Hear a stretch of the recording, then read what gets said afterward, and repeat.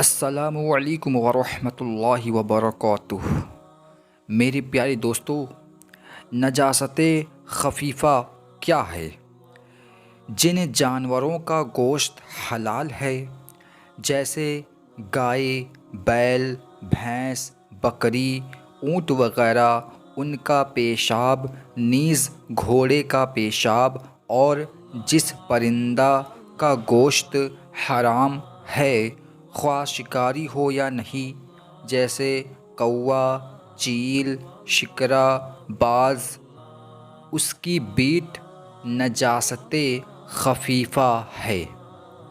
نجاست خفیفہ کا حکم یہ ہے کہ کپڑے کے جس حصے یا بدن کے جس عضو میں لگی ہے، اگر اس کا چوتھائی سے کم ہے تو معاف ہے۔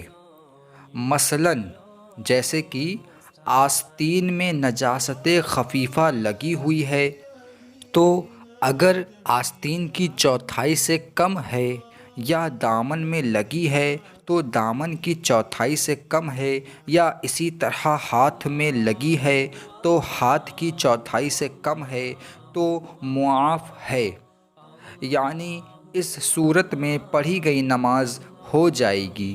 اور البتہ اگر پوری چوتھائی میں لگی ہو تو بغیر پاک کیے نماز نہ ہوگی۔ بہار شریعت حصہ 2 صفحہ 111۔ ہر چوپائے کی جگالی کا وہی حکم ہے جو اس کے پاخانہ کا۔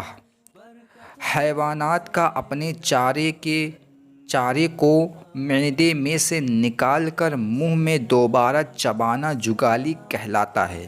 جیسا کہ اکثر گائے اور اونٹ اپنا منہ چلاتے رہتے ہیں اور ان سے صابن کی طرح جھاگ نکلتا ہے، ان کی یعنی گائے اور اونٹ کی وغیرہ سے خون یا پیپ یا جانور ذبح کرتے وقت نکلا ہوا خون زمین پر گر گیا اور بغیر پانی کے ویسے ہی کسی کپڑے وغیرہ سے پونچھ لیا، سوکھنے اور نجاست کا اثر ختم ہو جانے کے بعد وہ زمین پاک ہو گئی، اس پر نماز پڑھی جا سکتی ہے، اس پر نماز پڑھ سکتے ہیں۔